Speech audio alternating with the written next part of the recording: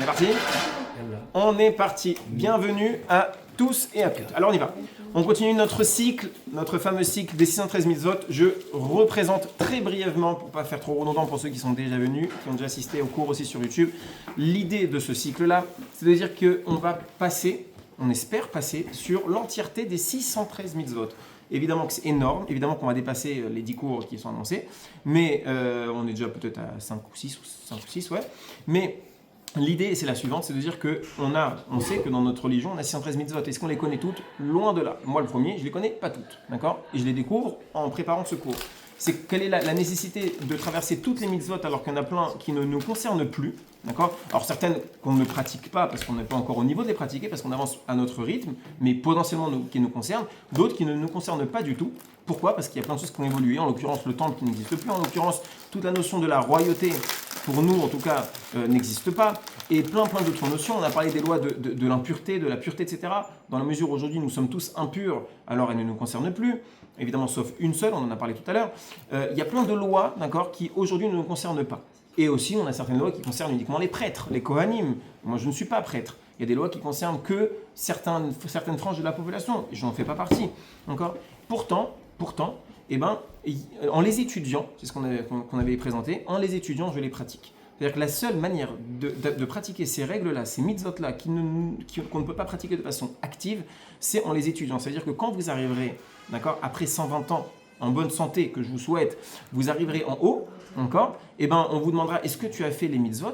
On pourra dire, oui, je les ai faites, mais même celle-ci, pourtant, ne te concerne pas. Oui, mais je l'ai faite. Comment est-ce que tu l'as faite? Je l'ai étudiée. D'accord. Eh ben, on aura ce privilège de pouvoir dire, j'ai fait cette mitzvah, même si elle ne me concerne pas. Okay. Donc on en a déjà traversé 11, nous sommes à la 12e. Oui, Père Antoine. Est-ce que vous faites son Rambam ou... Je suis l'ordre du livre qui s'appelle le Chinour. D'accord. Donc comme on l'a dit, il y a plusieurs législateurs, en tout cas il y a plusieurs sages donc, de l'époque médiévale qui ont pris sur eux de développer, de faire le détail des 613 mitzvot. Il y a quelques nuances, quelques discussions entre eux, à savoir quel est le détail précis des 613 mitzvot. Ils se rejoignent sur la quasi-totalité, mais il y a quelques nuances. Nous, on suit l'approche du Chinour, qui lui-même va se baser beaucoup sur Maïmonide, etc. Par exemple, Maïmonide, il dit pas que c'est mitzvot d'habiter en Eretz. Oui, effectivement, on en parlera quand on y arrivera. D'accord. En tout cas, on avait donné également on avait dit qu'il y avait deux parties centrales dans les mitzvot. Il y a les positives et les négatives. C'est-à-dire, il y a des choses que je dois faire, des choses que je ne dois pas faire. D'accord. Donc j'ai des devoirs, des choses à faire et des choses que je ne peux pas faire. Donc là, on va finir en fait ce soir, on va entremêler deux sujets qui sont donc le sujet du Hametz, d'accord. Donc le sujet de Pessah. On n'a pas le droit de manger d'aliments qui ont fermenté à Pessah. D'accord. On ne va pas du tout développer ce soir le pourquoi du comment. On a déjà parlé dans les cours précédents, je vous invite à les rattraper ceux qui veulent sur la chaîne YouTube. D'accord. Et on va finir maintenant quelques règles précises qu'on va avancer rapidement. Ensuite, on va arriver à une notion fondamentale. On y va. Mitzvah numéro 12. Ne pas manger d'aliments contenant du chametz. Donc, on verra plus tard, d'accord, la mitzvah, d'accord, que la Torah nous exprime en nous disant qu'on n'a pas le droit de manger du chametz lui-même. Donc, le chametz, c'est le levain. Le levain dans le sens d'une pâte levée, pas le levain, une pâte levée. Donc, j'ai pas le droit de manger une baguette à Pessah, pas le droit de manger une challah à Pessah, une pizza, ok, une pizza à base de pâte, ok. Ça, c'est le chametz lui-même.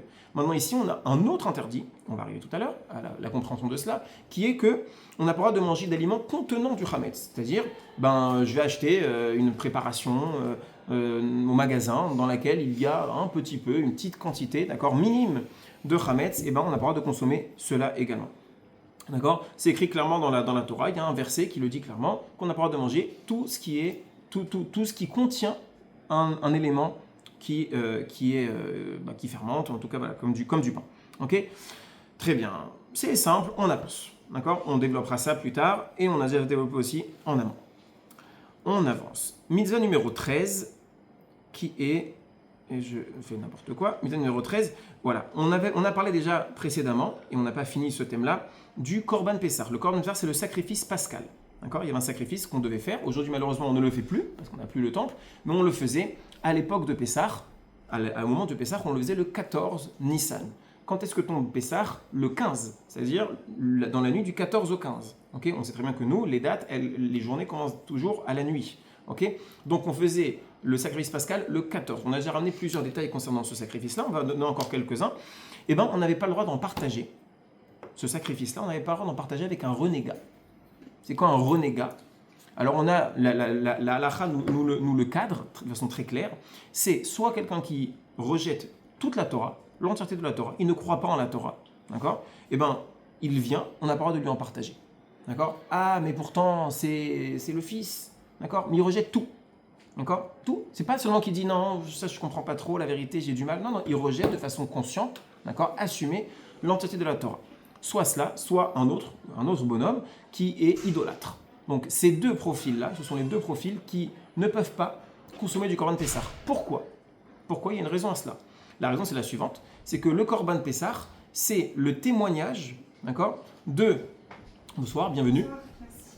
C'est le témoignage du fait que en consommant le Corban Pessah, déjà en faisant le sacrifice, etc., en le consommant au temple comme il fallait le faire, et en fait on est en train de témoigner du fait que voilà, on était en Égypte et Dieu il nous a fait sortir d'Égypte, Dieu nous a donné la Torah, etc. Donc c'est tout un processus qui tourne autour de Dieu et de la religion. Un type qui vient qui te dit non, je crois pas à tout ça, il n'a pas sa place, tout simplement. Lui maintenant il essaye juste de faire du forcing parce qu'il a une bonne entrecôte, mais sinon en soi, dans l'idée, l'esprit qui se cache derrière, il n'a pas sa place. Il te dit je ne crois pas à tout ce que vous faites. Alors tu ne crois pas, au revoir, tu n'as pas ta place ici. D'accord?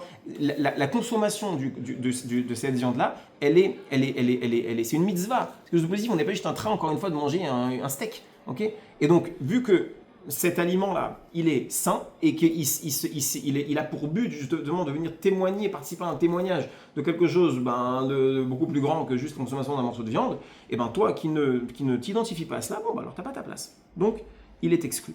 D'accord? Très bien, donc on n'a pas le droit de lui donner. C'est ça qui est intéressant, c'est que lui, il n'a pas le droit d'en consommer, certes, mais de quelle manière c'est écrit dans la Torah? C'est écrit de la façon suivante, on n'a pas le droit de lui donner. Celui qui lui donne transgresse un interdit. On trouve une idée un peu semblable à cette idée-là de ne pas donner, d'avoir un interdit de donner à l'autre quelque chose à manger. Tout simplement, c'est en tant que parent, on n'a pas le droit de donner à un enfant un aliment non cachère. D'accord? S'il prend tout seul, quand il est en bas âge, je peux le laisser manger. D'accord?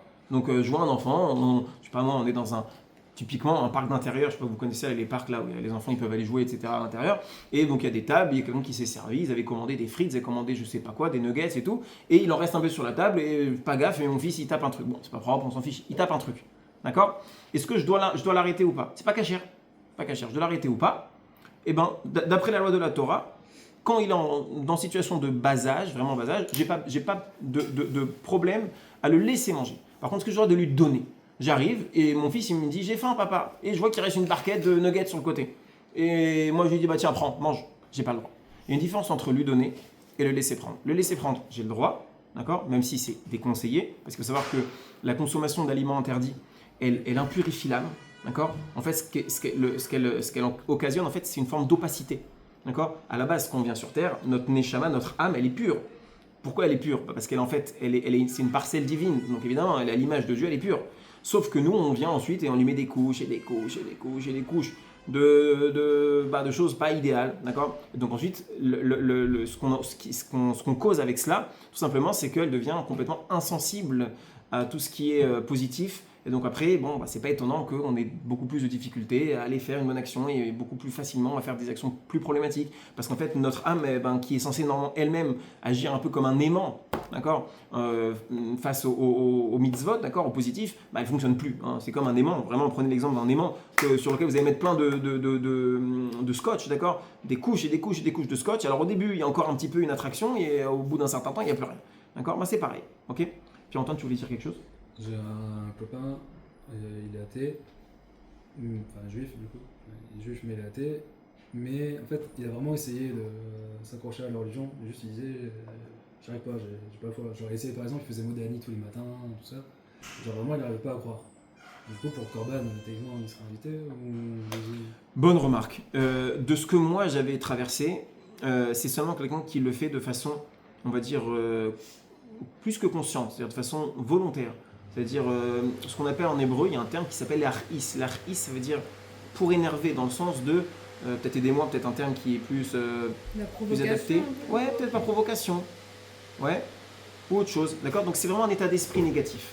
C'est pas juste une honnêteté, d'accord, de quelqu'un qui te dit j'aimerais beaucoup comme tu le présentes, mais voilà, franchement j'ai du mal avec telle interrogation, bien que, d'accord, même si évidemment on ne juge pas, chacun a pu connaître des situations qui l'ont mené à cela, mais quelque part, souvent, se cache derrière, de façon consciente ou inconsciente, une forme on profite un peu de la situation, ou en tout cas, on se cache derrière certains arguments, certaines excuses, pour justifier notre manque de volonté d'évolution.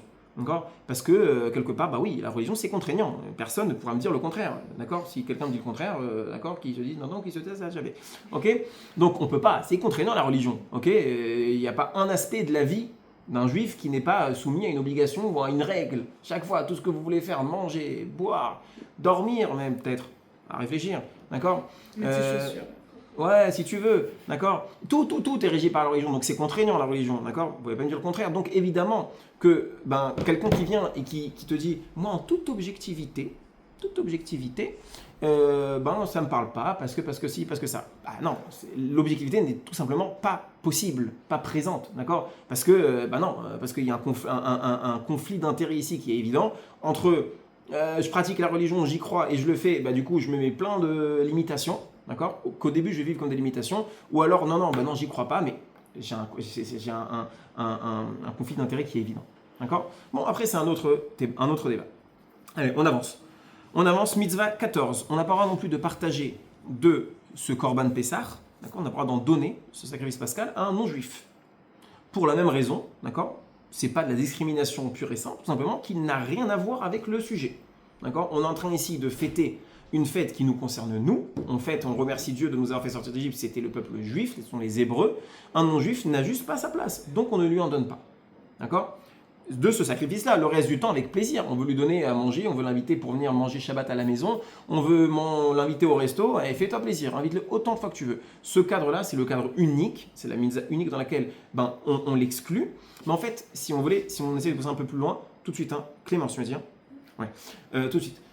Si on pousse un peu plus loin la réflexion, tout simplement, c'est que ça nous permet de prendre conscience un peu d'une forme de privilège, d'accord, qui est le nôtre. D'accord ? Même si, comme on vient de le dire juste avant, en réalité, on est en train de mettre l'accent plutôt sur les obligations. Voilà, là, c'est compliqué d'être fudge.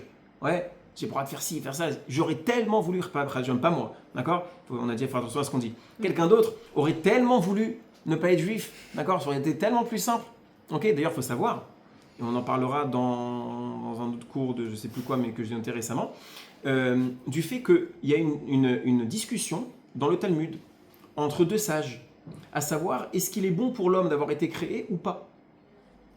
D'accord ? Est-ce que c'est à l'avantage de l'homme d'avoir été créé, quand je dis l'homme, c'est avec un grand H, l'homme ou la femme, ou pas ? Discussion. D'accord ? C'est quoi les deux avis ? D'accord ? Comment chacun défend sa position ? L'un, il va te dire, il peut faire plein de mitzvot, il peut faire plein de choses, c'est incroyable. L'autre, il va dire, oui, mais merci, il peut faire aussi plein d'avérotes, d'accord, de transgressions, et il peut aussi risquer de ne pas faire du tout toutes les mitzvot. Donc, à choisir, qu'est-ce qui est préférable ? D'accord ? On comprend les deux positions, mais on comprend aussi qu'il y a ici des enjeux qui sont importants. Alors, d'après vous, comment est-ce que le Talmud va trancher ? Évidemment, si je vous le propose, si je vous le demande, c'est qu'il y a un piège. D'accord ? Donc, c'est qui rapporte c'est Beth Hillel et Beth Shammai, ou Hillel et Shammai. Je ne me rappelle plus si c'est la maison d'études de chacun d'eux, ou alors si ce sont les personnages eux-mêmes. Bon, c'est Hillel et Shammai. Alors, je ne me rappelle plus qui est-ce qui dit quoi. Mais en tout cas, bon, je vous spoil, le Talmud finit de dire qu'il aurait été préférable pour l'homme de ne pas être créé. Parce que les risques sont tellement importants, d'accord, que, non, on préfère que... Laisse-moi tranquille. Ok, si je suis créé, que je respecte la Torah, je peux avoir des récompenses infinies et ça on en parlera très prochainement. Mais est-ce que le jeu en vaut la chandelle ? Oui, je peux avoir des tonnes, mais oui, je peux aussi casser des tonnes et je peux aussi me faire éclater derrière. On va voir aussi de quelle manière on se fait éclater, d'accord ? Il faut aussi comprendre ça. Mais le Talmud va statuer en disant il aurait été préférable pour l'homme de ne pas être créé. Maintenant, finalement, Dieu a décidé de créer l'homme, d'accord ? Alors, qu'est-ce qu'on fait ? On doit se conformer, on doit faire le nécessaire. Voilà comment est-ce que le Talmud finit. Mais en tout cas, dans la discussion, il était statué de dire qu'il aurait été préférable pour l'homme de ne pas être créé. Ça veut dire que quelqu'un qui a un sentiment de base, de dire, mais moi j'aurais préféré soit ne pas naître, soit naître non-juif. C'est une tannée d'être fage. Je vais partir en vacances, je dois réfléchir à 10 000 choses avant. Où est-ce que je vais par rapport à tel point, et c'est une tannée. Je vais faire plein de trucs et je suis bloqué par plein de règles. Une tannée. C'est légitime. Dans un premier temps, c'est légitime de dire j'aurais préféré être non-juif, je comprends. Sauf que, évidemment, qu'on a le principe de un grand pouvoir Implique de implique grandes de grandes responsabilités. Citation de Spider-Man, on m'a dit. C'est pas Spider-Man, c'est l'oncle Ben. Et Marvel C'est qui Shepard. L'oncle Ben, c'est L'oncle Ben Spider-Man qui dit Ah, ça. l'oncle, d'accord. Il le dit à Spider-Man. Ah, donc c'est même pas Spider-Man, c'est pire encore, c'est que l'oncle. Je pensais que c'était au moins un Spider-Man. mais Même pas. C'est Bon. parce qu'il meurt qu'après. Non, mais vraiment, c'est de lui. Oui, Mais c'est de- pas possible, mais c'est une. Non, mais c'est sûrement un truc philosophique. D'accord, il parce l'a que c'est quand même repris, profond. mais- Enfin, c'est. Mais c'est devenu connu aujourd'hui parce que c'est D'accord. dans Spider-Man. Ok, bon bah voilà. Cours de torrent, on parle de Spider-Man, qu'est-ce que vous voulez. Il était juif, l'auteur. Spider-Man était juif Ouais. C'est possible, Non, hein. l'auteur, Kaufman c'est c'est Spider-Man. juif. Tous les donc, auteurs, Superman et tout, c'est ouais, que c'est des tous des pièges. pièges. Ouais, logiquement. Hein. Ouais. Donc, nous disions Un grand ouais, pouvoir. qu'un grand pouvoir comment c'est implique de grandes implique de grandes responsabilités. responsabilités. Donc oui, c'est vrai que nous avons plein de choses, d'accord, mais ça provient en fait d'un privilège. Nous avons le privilège de porter un certain message que nous devons développer, que nous devons porter. Au même titre que un PDG, un président de la République, un ministre, il a des obligations, on l'attend au tournant beaucoup plus que quelqu'un de lambda. Parce qu'il a une responsabilité, il a un poste, il représente quelque chose, il représente la nation, un ambassadeur d'un pays. On attend de lui un comportement irréprochable. Pourquoi ? Parce que c'est lui, c'est la vitrine du pays. Le bonhomme, l'ambassadeur de France n'importe où, il représente la France dans ce pays. Donc il faut qu'il soit irréprochable. Et nous représentons Dieu sur terre, nous devons être irréprochables. Donc c'est des responsabilités certes, mais c'est aussi un privilège d'être ambassadeur. Oui Clémence. Pour la question du Corban Pessah, Ouais. et pour les personnes qui sont en conversion, enfin qui étaient en conversion à l'époque, elles sont considérées comme. Pour l'instant, elles sont encore non juives. Ouais. Ouais. Du coup, pas de. Pas pour l'instant. D'accord. Mais ça, Elles auront leur place bientôt, prochainement. Mais pour l'instant, non. il y a- Au même titre que, par exemple, le respect du Shabbat au-dessus de Cyriel, le respect du Shabbat, elles ne peuvent pas respecter le Shabbat, d'accord ? On connaît l'idée de devoir transgresser au moins un interdit pendant le Shabbat, parce que le Shabbat, c'est un cadeau, d'accord ? Exclusif au peuple juif, et un non-juif qui le respecterait serait une forme de vol, d'accord ? Parce que le Shabbat, c'est un privilège, hein, il faut savoir. Hein. Nous, malheureusement, on n'a pas toujours la volonté de le respecter du mieux possible, en tout cas à notre niveau, mais il faut savoir que c'est un privilège qui nous est réservé et que d'autres auraient bien voulu pouvoir faire, mais qui n'ont pas le droit de faire. Ok ? Oui, Cyril. Je suis pas sûre de ça par rapport aux convertis parce que moi j'en connais vraiment beaucoup qui ont fait des. En sachant ça, qui ont fait Pessah ou quoi, parce que. Enfin, il me semble qu'il y a une lecture différente pour. Ah, mais on ne parle pas de Pessah, on parle de l'année Ah, pascale. pardon, Non, j'ai Pessah fait- avec ah. plaisir. Mais non. parce que justement, il y a un truc comme quoi, t'as pas le droit, quand t'es non-juif, d'être un CDR de Pessah. Ah non. Moi j'ai déjà entendu ça. Non, alors c'est autre chose, Dans ma Alors, famille, j'ai on déjà mélange deux entendu choses, Alors, c'est pas limité au Seder de Pessah, en fait. D'accord. Il y a une notion, d'accord, qui sort du cours complètement, mais c'est pas grave, qui est que on a le droit d'inviter un non-juif pendant Shabbat, Mhm. mais on n'a pas le droit d'inviter un non-juif pendant Yom Tov, un jour de fête. Mhm. D'accord ? Quelle est la différence ? Pourquoi Shabbat oui, Yom Tov non ? Non ? Ouais, Léana ? Et peut-être que j'ai faux, hein, mais je trouve ça un peu contradictoire parce que Shabbat, j'ai toujours entendu que c'était considéré comme une fête, donc un Yom Tov. Alors, Enfin, c'est... c'est un statut spécial, mais... Ouais, alors si tu veux, c'est sûr que c'est un jour de rassemblement, etc., le Shabbat. Donc dans cette dimension-là, il ressemble au Yom Tov, mais malgré tout, il y a une nuance simple entre les deux. D'histoire. Pardon ? Je sais pas, il y a moins d'histoire derrière. Non. Bah non, Non, c'est juste, c'est technique. En fait, Shabbat, on n'a pas le droit de cuire, on a le droit de cuisiner pendant Shabbat. Yom Tov, on a le droit de cuisiner.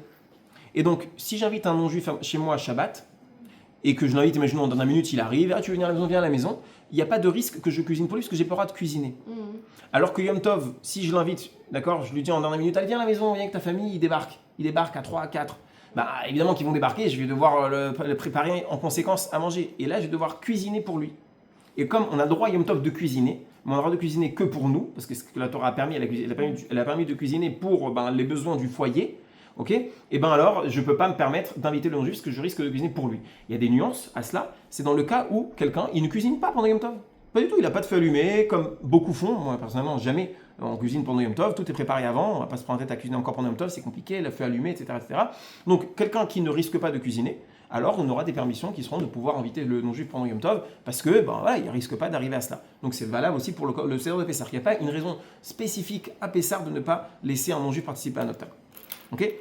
Surtout pas en voie de conversion. Comment tu veux qu'il apprenne le Seder si tu l'as pas accepté à ta table le soir de Pessah ? Parce qu'il y en a justement qui utilisent cette excuse entre guillemets. C'est pas une excuse, c'est vrai, mais c'est juste qu'il faut être un petit peu plus ouvert et un peu plus creuser, on va dire, la raison de l'interdit. D'accord ? On va venir, encore une fois, les idées reçues. D'accord ? On va tout de suite diaboliser la religion. Oh là là, c'est quoi ça ? C'est extrêmement raciste, et sexiste, pourquoi pas ? Alors qu'en fait, pas du tout. C'est juste que quand on va à la source, on comprend les choses. Tout à l'heure, j'en parlais avec Cindy. Elle me disait qu'en fait, on a souvent plein d'interrogations. Et d'idées reçues et de préjugés sur plein de choses. Et tout cela provient en fait d'un manque d'études, tout simplement. Oui. Quand on vient et qu'on étudie les choses, quand on va à la profondeur des choses, alors on comprend qu'on s'est trompé. Et malheureusement, souvent, ce sont des idées reçues qui s'empilent les unes sur les autres. Et donc, quand on a un préjugé, oui, la religion, elle a telle démarche, et il y a une de plus, finalement, pour nous, d'accord, il y a un biais cognitif qui est évident de donner une certaine véracité à la chose. C'est de lui conférer un vrai poids. Pourquoi ? Parce que c'est pas possible que tout ça ce soit le fruit du hasard, ou alors une coïncidence, ou alors des déformations. Logiquement, ça plus ça crée une vérité. Alors qu'en réalité, très souvent, non, ce n'est pas le cas. Et tout ça, il faut étudier. Si on n'étudie pas, on ne peut pas savoir. Ok ? On avance. Autre détail technique concernant l'interdit du Korban Pessah. On n'avait pas le droit d'en sortir de la pièce dans laquelle on le consommait. Ok ? Simple. On a ici, on va venir, on va sacrifier le Korban Pessah. D'accord ? Alors après, vous allez me passer tout le débat de la souffrance animale, etc., etc. Ça n'a pas sa place maintenant dans ce cours-là. On en parlera évidemment, si vous voulez, avec plaisir, à un autre moment. En tout cas, concrètement, donc, on va venir sacrifier ce Korban Pessah. On va être réunis en groupe pour le consommer. Ça, on en a parlé aussi dans les cours précédents. Maintenant, on va s'asseoir à une même table, on va rentrer dans une même maison, une même pièce pour consommer ce Korban. Et bien, on n'a pas le droit d'en sortir. Il faut qu'il reste à l'intérieur. On ne sort pas de la viande à l'extérieur, ni la viande ni les os. On ne les sort pas, ils doivent rester à l'intérieur de la pièce. Pourquoi ? D'accord ? Donc ça, c'est une loi de la Torah. C'est le 15e du coup ? C'est la 15e mitzvah ? C'est la 15e. C'est la 15e. C'est la 15e. On n'a pas le droit d'en sortir. Alors pourquoi ?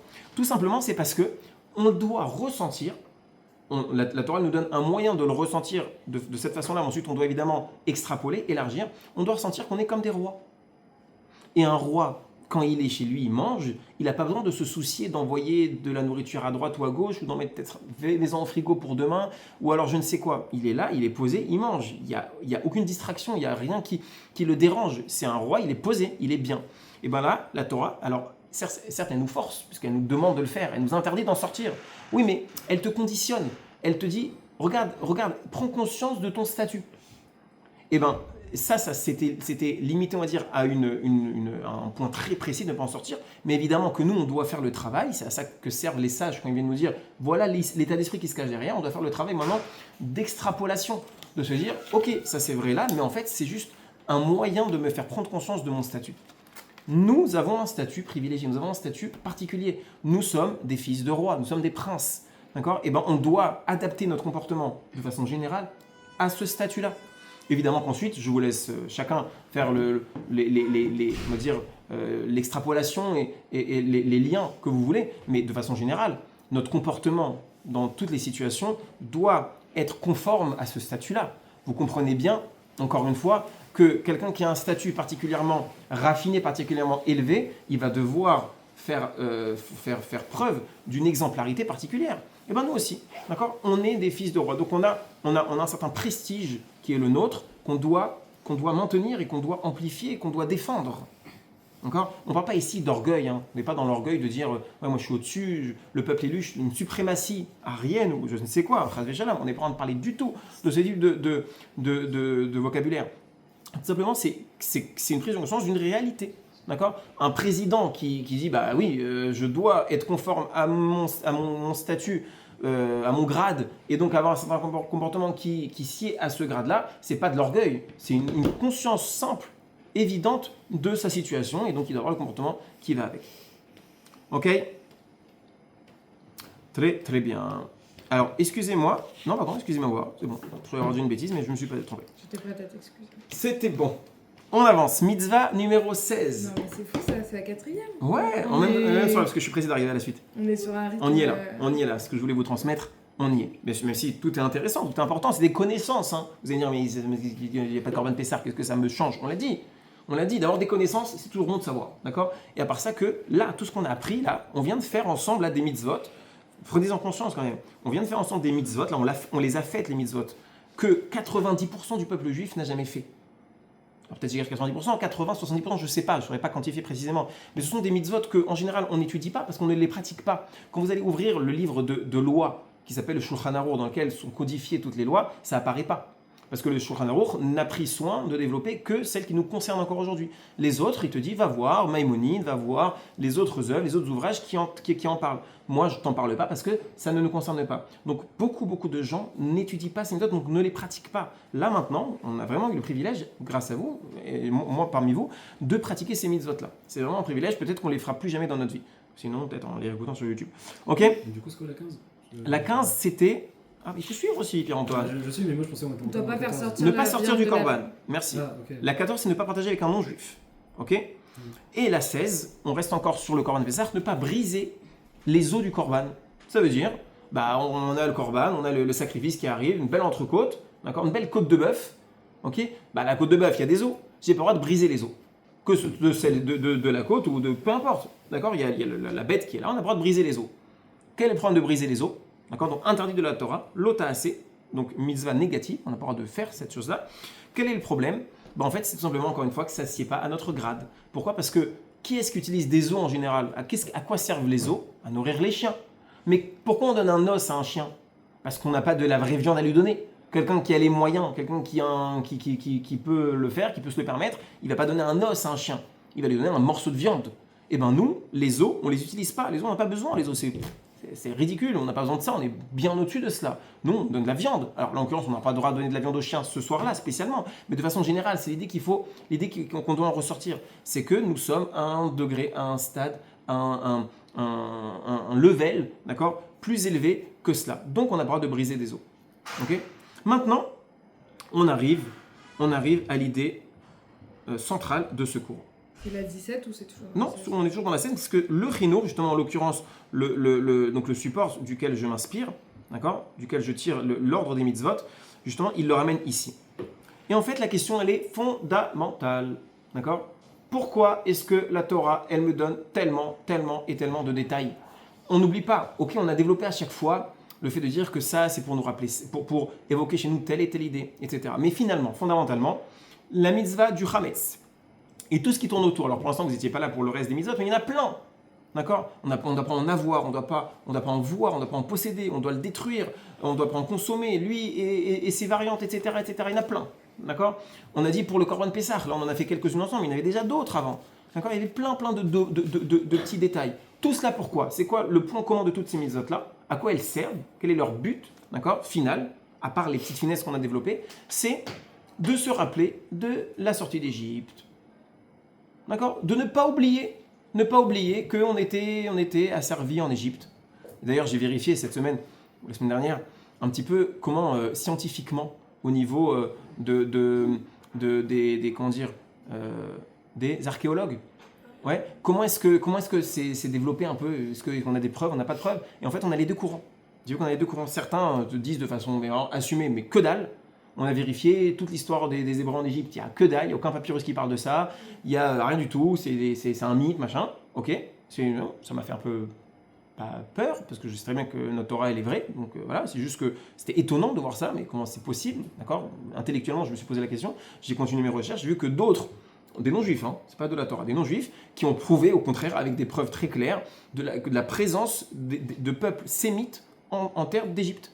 Peuple sémite, évidemment, nous sommes un peuple sémite. D'accord? Donc il y a eu des preuves dans les deux. Enfin, on va dire, d'après certains, il y a des preuves claires de véracité de la chose, et d'après d'autres, on n'a juste pas de preuves. Et moi, de façon générale, dans ma vie, je fonctionne comme ça. Quand quelqu'un me dit une certitude et l'autre me dit je sais pas, bah moi, je préfère prendre le oui, d'accord, plutôt que le je sais pas, donc non. D'accord? J'ai une certitude, donc je le suis. Évidemment que j'ai pas besoin de ça pour me rassurer de la véracité, puisque c'est écrit dans la Torah. Et moi, ça me suffit comme vérité absolue. En tout cas, on fête tout cela, donc tout ce qui est autour du Hametz, les moindres détails. Et les moindres détails de tout ce qui englobe le Corban Pessah, tout cela, c'est en souvenir de la sortie d'Égypte. D'accord? Ne pas oublier, ne pas risquer d'oublier la sortie d'Égypte. Pourquoi est-ce qu'on a de parler de la sortie d'Égypte? Ce n'est pas l'objet de notre cours maintenant. D'accord? On en reparlera, je pense, autour de Pessah. Bien qu'on en a parlé un petit peu dans le cours de la semaine dernière sur Toubishvat, on a évoqué le thème. Et c'était aussi important. Je vous invite à le rattraper pour ceux qui ne l'ont pas encore écouté. Et maintenant, on va passer à autre chose. Il dit comme ça. Alors, j'ai trouvé son langage tellement beau que je l'ai ramené, d'accord, hébreu-français. Et je vais vous le lire. On va le traduire au fur et à mesure. Et j'ai trouvé ça magnifique. Il dit comme ça. Ve'al tarshov beni, litpos al devarai. Ne crois pas, mon fils, ne pense pas, mon fils, me contredire. Alors, je vais le faire en français, sinon ce sera trop long en hébreu. Donc, ne pense pas, mon fils, me contredire. Donc, on a l'auteur, donc le chinour, qui parle maintenant. Quand il dit mon fils, il nous parle à nous tous, d'accord? On est tous ses enfants. Un maître, d'accord?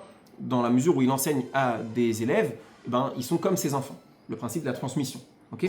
Il dit comme ça. Ne pense pas, mon fils, me contredire en disant pourquoi Hachem, béni soit-il, nous a-t-il ordonné de faire toutes ces choses pour se souvenir de ce miracle? Ne suffirait-il pas d'un seul souvenir qui resterait dans notre pensée et ne serait jamais oublié de la bouche de nos descendants? Sache, le père répond, sache, enfin le rab du coup, que ce n'est pas par sagesse que tu m'interpellerais ainsi, mais c'est une pensée de jeunesse qui t'entraînerait à parler de cette manière. Maintenant donc, mon fils, si tu as de l'intelligence, écoute ceci. Tends l'oreille et entends. Je vais t'enseigner ce qui est bénéfique dans la Torah et les mitzvot. Sache que l'homme, et là on atterrit sur une idée, mais je vous dis vraiment tellement importante. Sache que l'homme est façonné selon ses actions.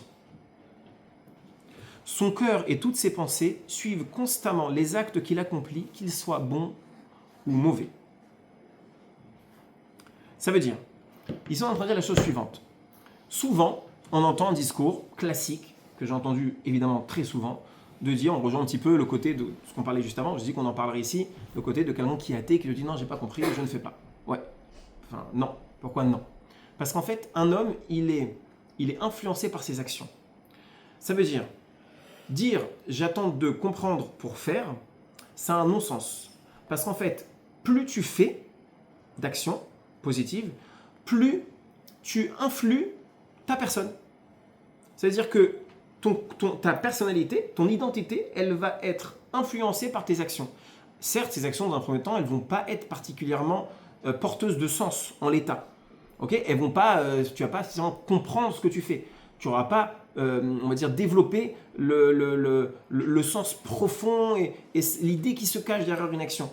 Tu vas faire de façon un petit peu plus mécanique, un peu plus, on va dire, routinière, okay, sans comprendre. Tu vas faire une bénédiction, tu ne sais pas trop ce que ça veut dire. Pourquoi est-ce qu'avant de manger un fruit, je dois bénir Dieu? Qu'est-ce que ça veut dire? Qu'est-ce que ça représente? Pourquoi après avoir consommé, je dois encore une fois bénir Dieu? Avant, après, pourquoi? Et le Shabbat, pourquoi? Et manger cachère, pourquoi? Qu'est-ce que ça change? C'est la même vache. La même.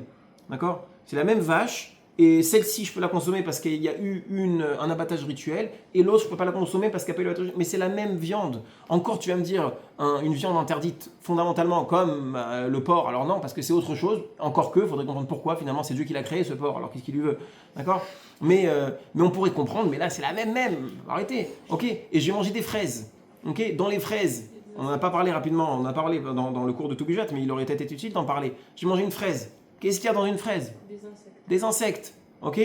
Si je mange une fraise telle qu'elle, comme ça, sans l'avoir rincée, sans l'avoir nettoyée, sans l'avoir vérifiée, ok? C'est bien plus grave que d'avoir mangé un Big Mac, que d'avoir mangé au McDo.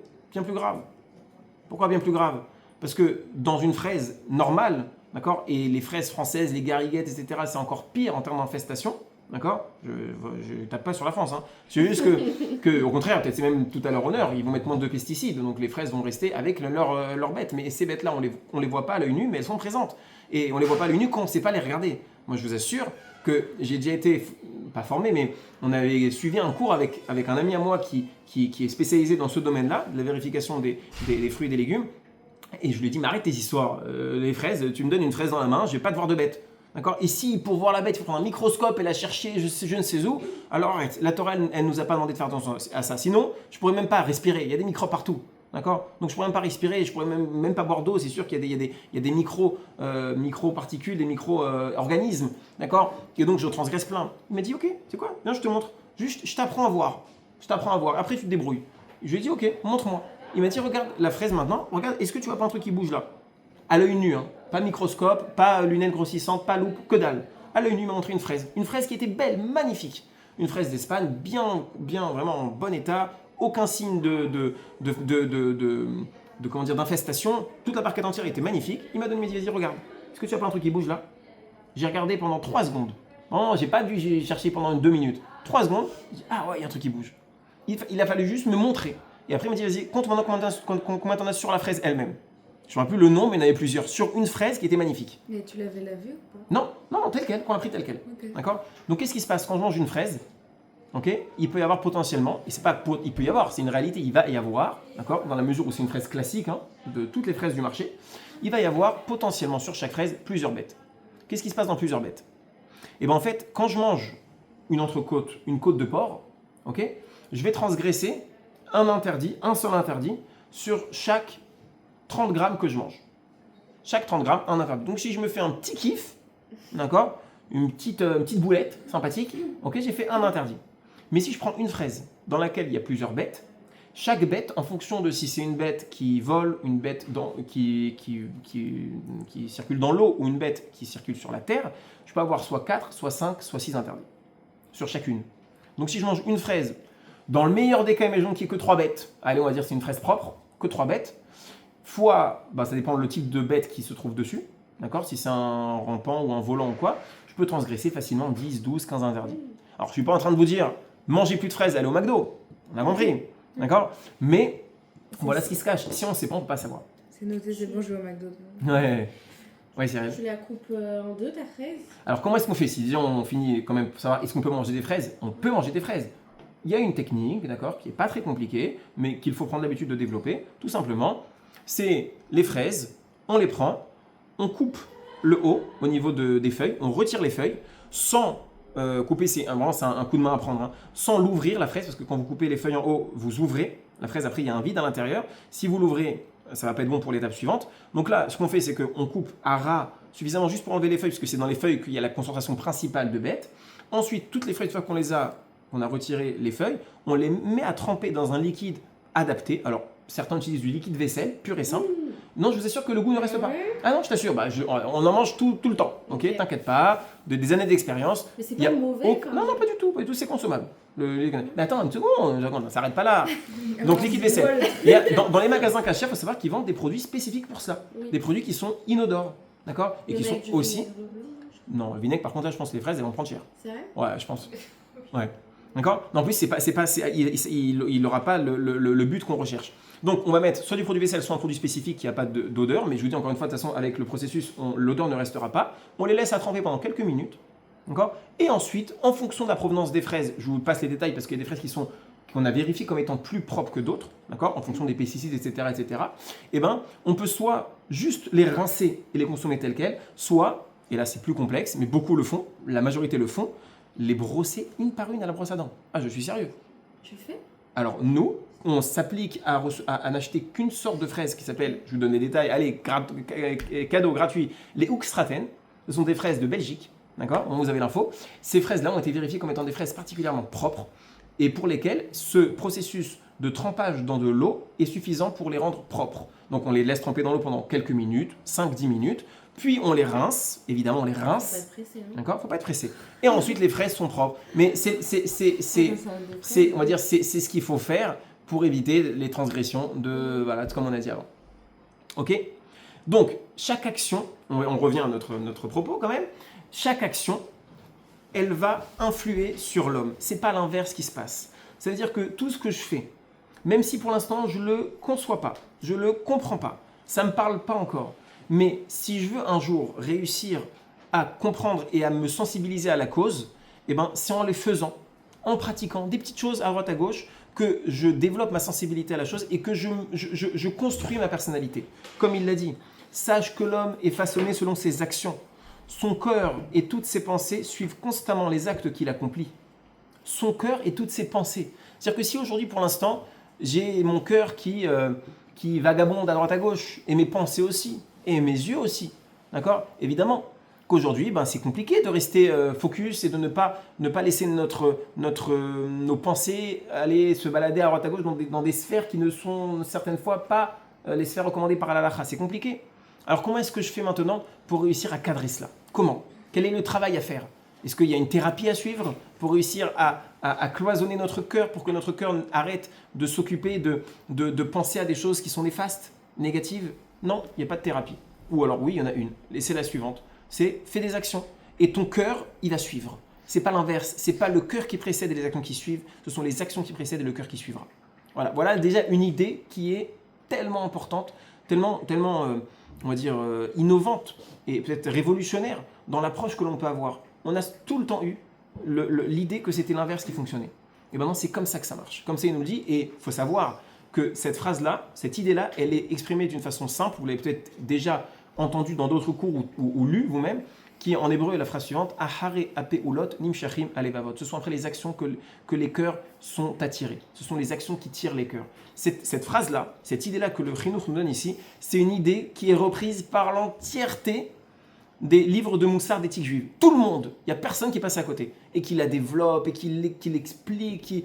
C'est une phrase, mais une des phrases clés, d'accord? Comme si je vous disais aujourd'hui le triptyque français: liberté, égalité, fraternité. Ok, il n'y a pas un Français qui la connaît pas. Et ben pareil. Cette phrase-là, c'est une phrase vraiment clé dans la pensée juive. Ahare apeulot nimshachim alevavot.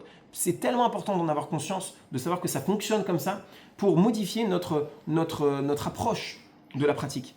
On ne se dit plus maintenant, non, ça n'a pas de sens, que je ne comprends pas. Non, j'agis et ensuite ça va suivre. T'inquiète, ça va suivre. Ça, c'est un premier point. Alors, je continue pour arriver à un deuxième point qui dit après. Même un homme totalement mauvais, dont le cœur et toutes les pensées ne sont que mal toute la journée, s'il réveille son esprit et consacre avec persévérance ses efforts et son occupation à la Torah et aux mitzvot, donc son cœur, il n'y est pas. Hein. Lui, il a le cœur pas là. Il a le cœur à Pigalle, il a le cœur pas chez nous. D'accord? Il n'est pas là. D'accord? Ses pensées, ses préoccupations ne sont pas là. Mais malgré tout, il s'adonne à la pratique comme il peut. Il fait. Il va le matin, il met les tefilines. Mais c'est ridicule ton histoire. Tu vas à la choule le matin et le soir tu finis là-bas. Ça n'a pas de sens. Ouais? Non. T'occupe pas. D'accord? Ça, c'est pas ouf, c'est pas ouf. Maintenant, tu veux qu'il en sorte comment? Concrètement, il est dedans. Alors il en sort comment? Eh ben, fais. Et le manque de cohérence, ça viendra, ça va se stabiliser. Si pour l'instant tu dis non, tant que c'est pas cohérent, je fais pas, tu feras jamais rien, tu bougeras pas. Alors fais. Et ça suivra. D'accord? On a sa validation. D'accord? Que c'est comme ça que ça marche. Donc il dit que donc s'il éveille son esprit et consacre avec persévérance ses efforts et son occupation à la Torah et au mitzvot, même sans intention pure, il fait pas. Il fait parce qu'on le regarde. Il fait parce qu'il faut montrer patte blanche.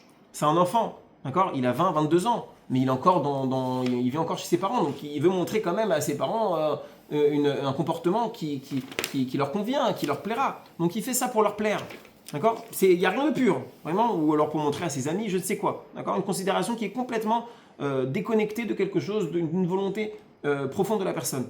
Eh ben, c'est pas gênant. Fais-le quand même, c'est pas grave, d'accord? D'ailleurs, il y a une phrase aussi qui est clé, qui est mitor chez l'olishma, balishma. C'est-à-dire quoi? C'est-à-dire que par le biais de pratiquer ce qu'on appelle chez l'olishma, c'est-à-dire avec une intention qui n'est pas pure, qui est motivée par plein d'autres choses, plein de raisons qui vont motiver à faire une action, et viendra le moment où tu arriveras à accomplir une mitzvah, d'accord, une fois dans ta vie, qui soit lishma, qui soit totalement pure, totalement désintéressée, totalement parce que Dieu m'a demandé, je le fais, parce que c'est lui qui m'a créé, alors je lui dois ça, je le fais.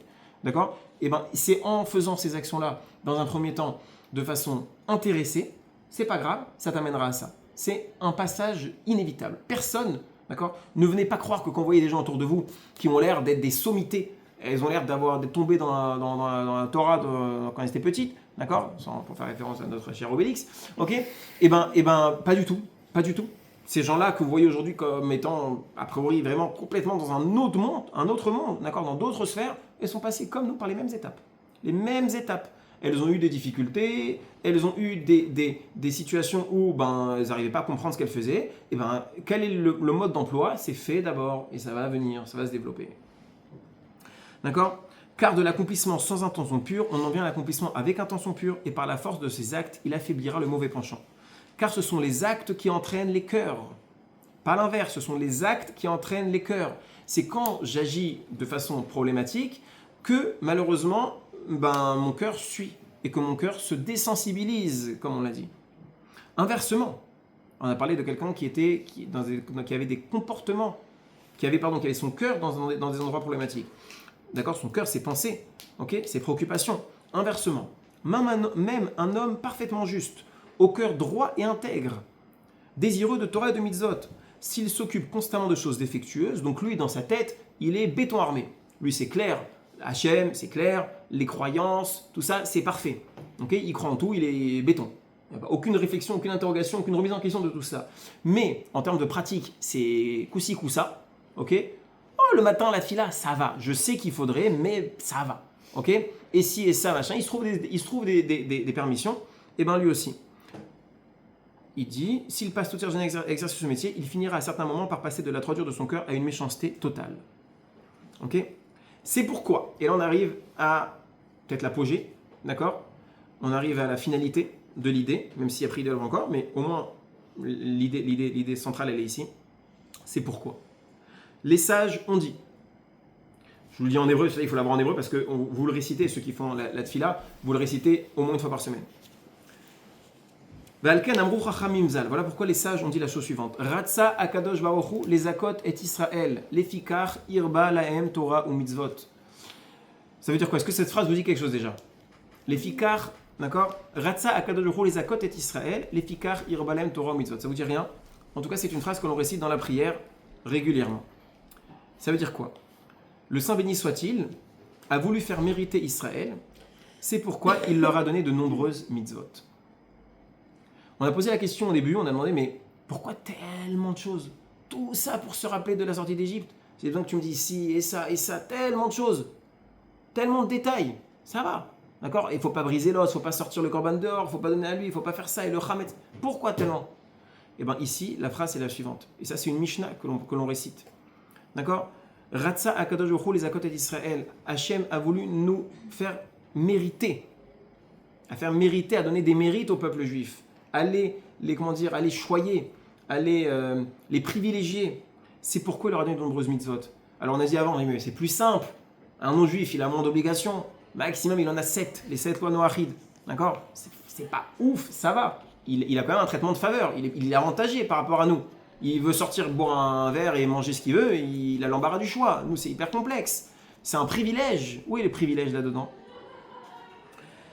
Eh bien, il dit, car par les bonnes actions, nous devenons bons et méritons la vie éternelle. Et maintenant, on va aller un peu plus loin, parce que ça, c'est un petit peu abstrait comme notion. Je l'ai déjà dit dans un cours, ou peut-être plusieurs fois. C'est une idée. Je vais faire appel à votre imaginaire et vous n'en serez pas capable. D'accord? J'atteste d'avance que vous n'en serez pas capable, parce que je vous demandais de vous imaginer quelque chose qui n'est tout simplement pas entendable. D'accord? Qui n'est pas humain, tout simplement. On a un rave, d'accord, qui s'appelle le Sabbat de Kelm. D'accord? Donc, il était à Kelm. Kelm, c'est une ville en, je sais pas, Lituanie sûrement, d'accord, qui disait la chose suivante. Il disait qu'il se base sur certains écrits, certaines Mishnayot, d'accord, dans la Mishnah, dans lesquels on parle de la récompense qu'attend quelqu'un suite à une mitzvah. D'accord? Chaque personne, quand elle fait une bonne action, il y a une récompense qui l'attend. Quelle est la récompense? Un autre cours. Concrètement, il dit la chose suivante. Ce qui attend une personne dans le monde futur, pour le récompenser d'une mitzvah, d'accord, une seule bonne action qu'il a fait ici-bas, c'est supérieur à la chose suivante. Imaginez-vous, maintenant je vous demande donc un effort d'imagination. Imaginez-vous, chacun de vous, d'accord, tous les plaisirs du monde, les vrais plaisirs du monde, hein, pas les plaisirs de la Torah, de la religion, les vrais plaisirs du monde, d'accord, que vous pouvez expérimenter au cours de votre vie. Prenez depuis votre naissance jusqu'à votre mort. D'accord? Pendant 120 ans de vie. Tous les plaisirs que vous pourriez expérimenter, vivre au travers de votre vie pendant 120 ans d'existence. Tout. D'accord? Imaginez-vous les plus belles plages avec les services hôteliers 5 étoiles, les hôtels pas 5 étoiles, 8 étoiles, spécialement façonnés pour vous, avec les moindres de vos désirs qui sont exaucés, la nourriture, mais essayez d'imaginer ça sur 120 ans. Toute votre vie, que du bonheur. Mais que ça, pas la moindre frustration, pas la moindre contrariété. Que du top. Dans le travail, dans tout. Si je vous demande de faire l'effort même de réflexion même sur une journée, je pense qu'on n'en est pas capable. Que depuis le matin, au réveil 7h du matin jusqu'au soir 23h qu'on va se coucher, que ce soit une vie mais parfaite du mieux qu'on puisse espérer. Le mieux du mieux du mieux du mieux. Je pense que sur une journée, on n'est pas capable de le faire. Ah, moi en tout cas, je ne serais pas capable. Si vous êtes capable, tant mieux. Maintenant, je vous dis, on ne s'arrête pas à une journée. On ne s'arrête pas à une semaine, ni à un mois, ni à un an. Je vous demande de faire l'effort pour une vie tout entière. Ok ? Maintenant, je vous dis, on ne va pas s'arrêter là, parce que ça, c'est encore trop facile, même si c'est impossible. Trop facile. Vous allez faire ça, et vous allez y ajouter la même chose, mais pas que pour vous. Pour toutes les personnes que vous connaissez.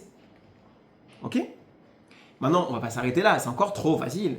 Rajoutez-y toutes les personnes du monde. On est 9 milliards de personnes. Faites ça sur 9 milliards de personnes. Ok ? Mais pas, on ne s'arrête pas là. On va rajouter à cela toutes les personnes ayant existé depuis la création du monde jusqu'à la fin des temps. Donc on est sur plusieurs centaines, milliers de milliards de personnes. Plusieurs, je ne sais pas. Prenez tout ça. On ne peut pas. On ne peut pas s'imaginer ce que ça représente. Vous allez prendre tout ça, condenser, d'accord, en un instant. Tout ce bonheur-là, qui est inimaginable, vous le condensez en une fraction de seconde. D'accord ? Eh bien, un instant dans le monde futur, quand on pourra profiter d'une mitzvah, d'une bonne action qu'on a fait ici-bas, ce sera supérieur à ce plaisir-là qu'on a, tous ces plaisirs qu'on a condensés en un instant. Un moment là-bas en haut, pour la rétribution d'une bonne action ici-bas, c'est supérieur à tout ça.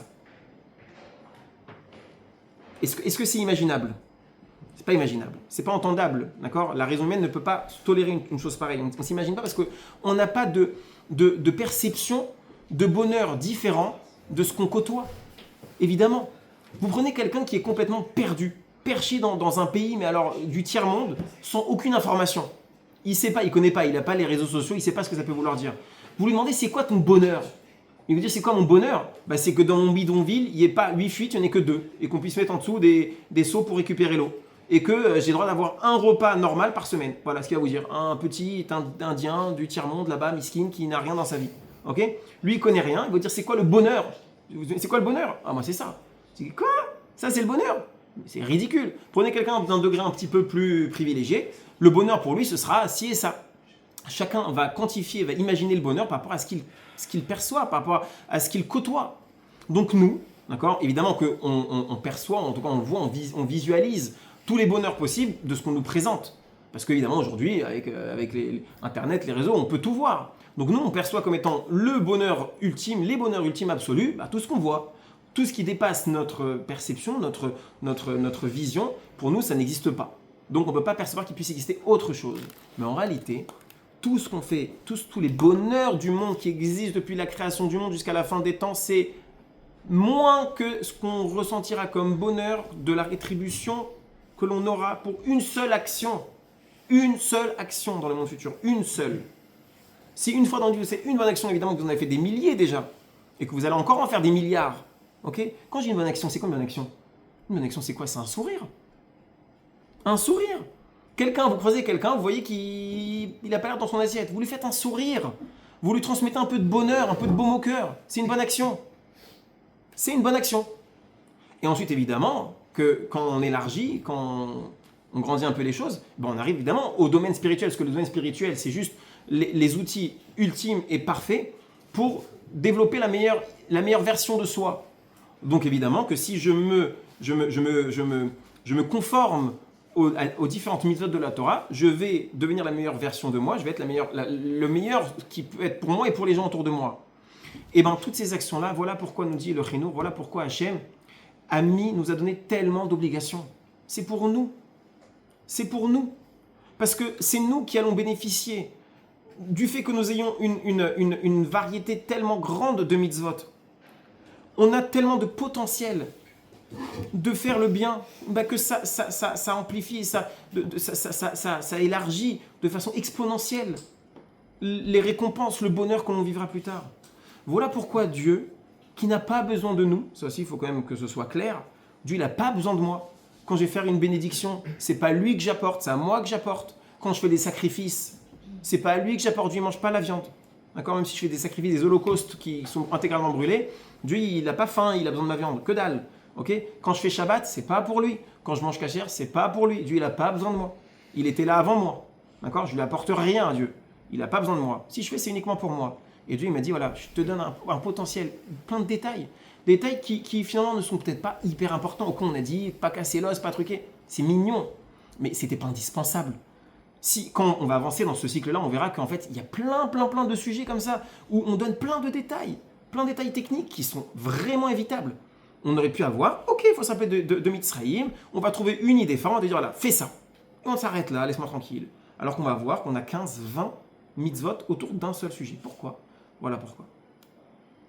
Ok ? Alors, je vais voir juste, est-ce qu'il y a encore...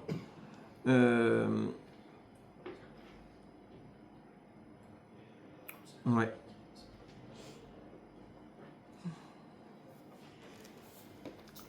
Je pense qu'on va s'arrêter là. Ouais.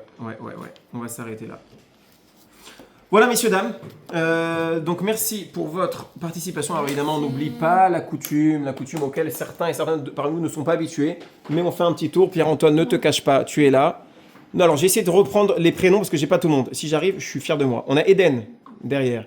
On a Adam, évidemment. Gabriel, j'ai oublié Gabriel, mais là. On a Karine à côté de Gabriel. Ensuite, Clémence, Lévana. J'ai oublié. Anouk. À côté d'Anouk, je vois pas. Julia. Rebecca au fond. À droite de Rebecca. À gauche de Rebecca. Anna. Emma. Ilena. À côté, il y a Elodie. Elodie, je t'avais, je crois qu'il y a quelqu'un derrière toi.